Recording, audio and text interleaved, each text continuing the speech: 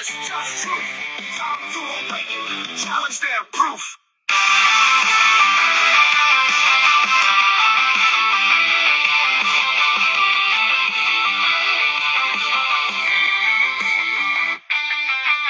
Cut the wires, shatter the screen, unplug the lies, reveal what's unseen. Twist on 360, no filters, just truth. Time to awaken, challenge their proof.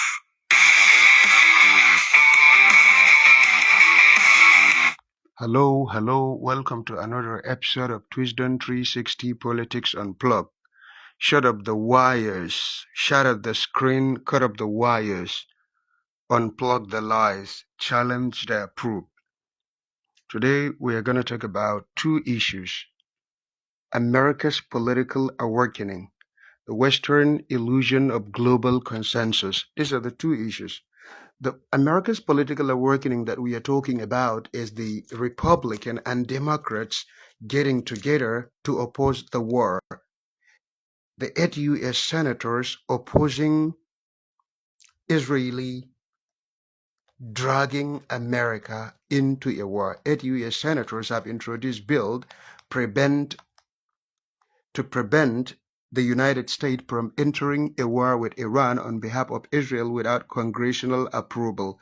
Slowly but surely, cracks are forming within the American political establishment. Not cracks appear from Iran, but appear of unquestioned loyalty to Israel, and fear of being dragged once again into a war of not America's making.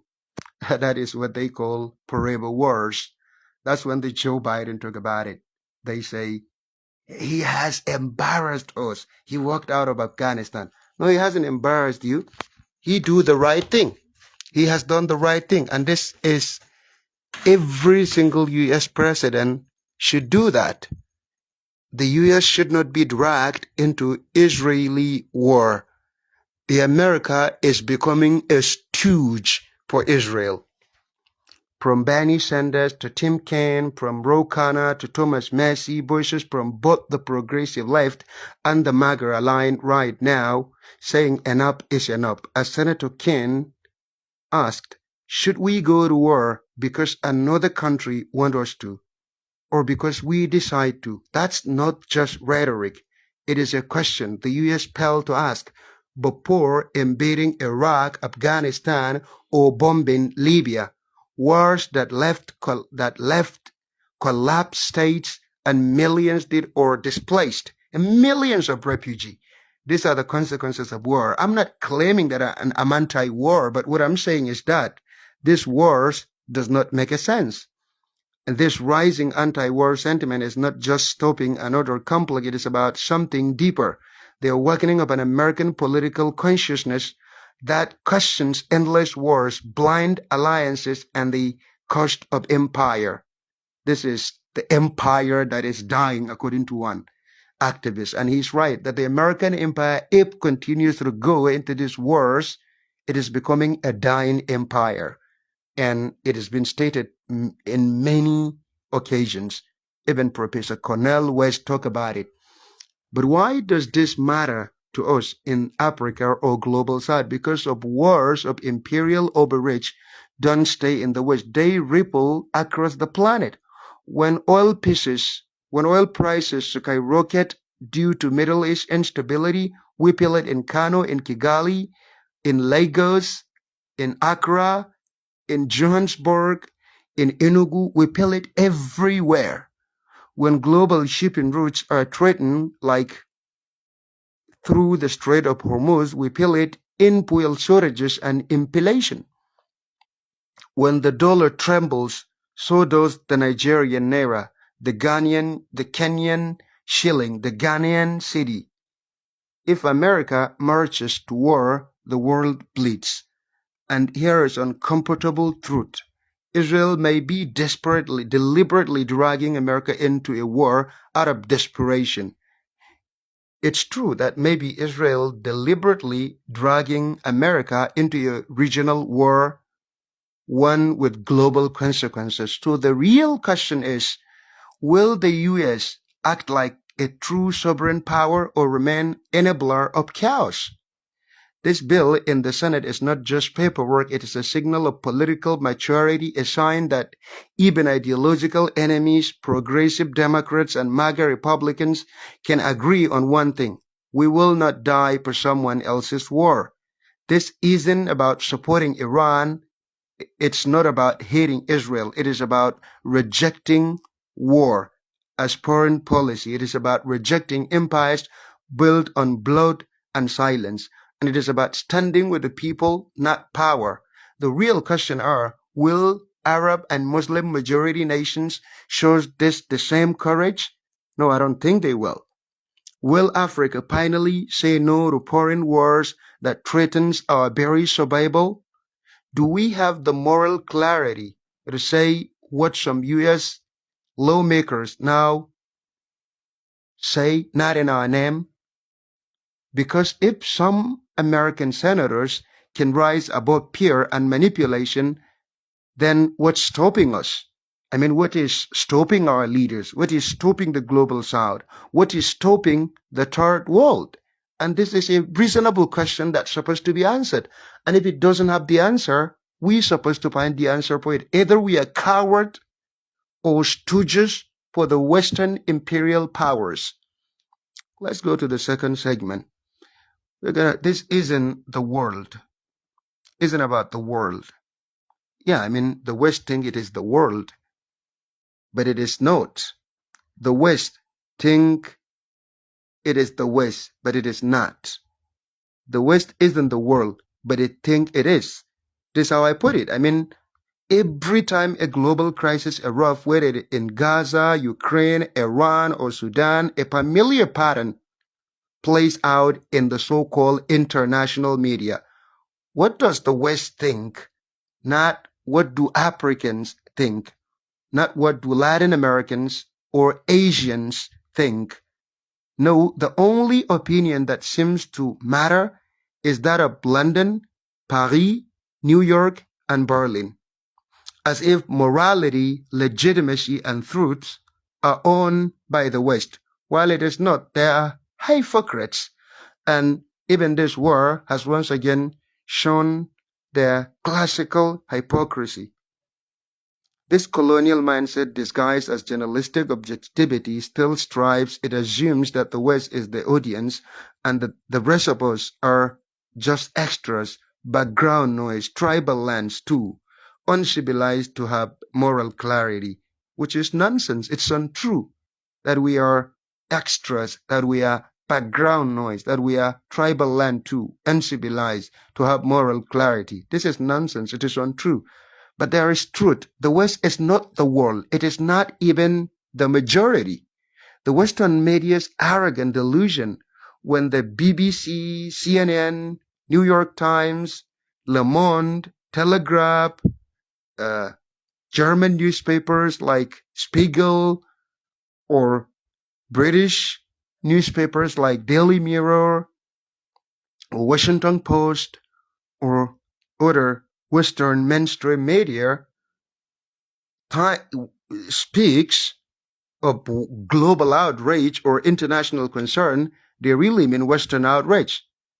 Well, that doesn't make it true because they think that when they speak, it is a world that is speaking. I mean, how can a BBC, CNN, New York Times, Le Monde, Libération, Le Figaro, Le Point, and Telegraph, The Spiegel, or Washington Post, or New York Times represent the entire world outrage or represent the international concern? They really mean Western outrage, as if the world is the only West. Well, they are a tiny minority of this world that they are talking about. Solidarity from Nairobi, Kano, Abuja, Lagos, from Zimbabwe, Harare, from South Africa, Johannesburg, from Chad, Jamena, from Nigeria, Yamé, from Cameroon, Douala, or Yaoundé, from Caracas in South America, support for Iranian sovereignty, are labeled as rogue populism. Millions in the street of Jakarta or Bamako barely mentioned, yet protests in Paris, are noble Senate debates in Washington are moral battlegrounds.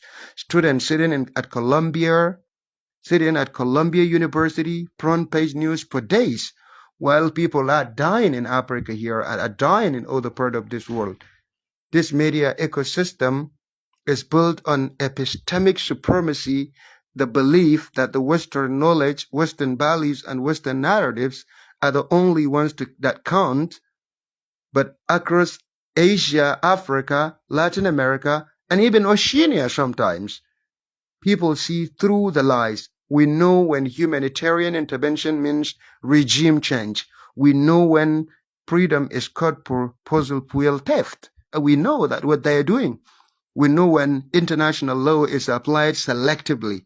And if you want to know how international law is applied selectively, take a look at the Israeli-Iranian conflict, or take a look at the Israel genocide in Gaza. You would realize that the international law is selectively applied. Note above all. In Nigeria, Brazil, Egypt, South Africa, Venezuela, India, Pakistan, China, Korea, Indonesia, we don't learn geopolitics from think tanks. We learn it from history, from blood, from colonial wounds, still healing. We do not need the West to validate our truth.